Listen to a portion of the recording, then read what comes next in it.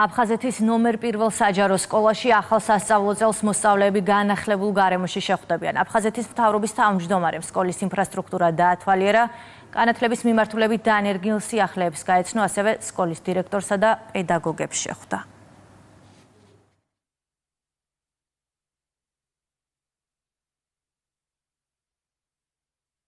აფხაზეთის მთავრობისთვის უმნიშვნელოვანესი პრიორიტეტია, რომ ჩვენი მოსწავლეები შეხვდნენ ახალ სასწავლო წელს გაუმჯობესებულ გარემოში. მე მინდა მადლობა გადაუხადო საქართველოს განათლების, მეცნიერების და ახალგაზრდობის სამინისტროს მნიშვნელოვანი მხარდაჭერისთვის იმ პროექტის განხორციელებაში, რაც დაეხმარება ჩვენი აფხაზეთის სკოლის ინფრასტრუქტურულ გაუმჯობესებას. აფხაზეთის განათლებისა და კულტურის სამინისტრო მთელი საქართველოს მასშტაბით ახორციელებს აფხაზეთის საჯარო სკოლების მონიტორინგს, რათა დეტალურად შევისწავლოთ სკოლებში არსებული მდგომარეობა, რათა ჩვენმა დევნილმა მოსწავლეებმა ახალი სასწავლო წელი დაიწყონ თანამედროვე სტანდარტებზე მორგებულ გარემოში.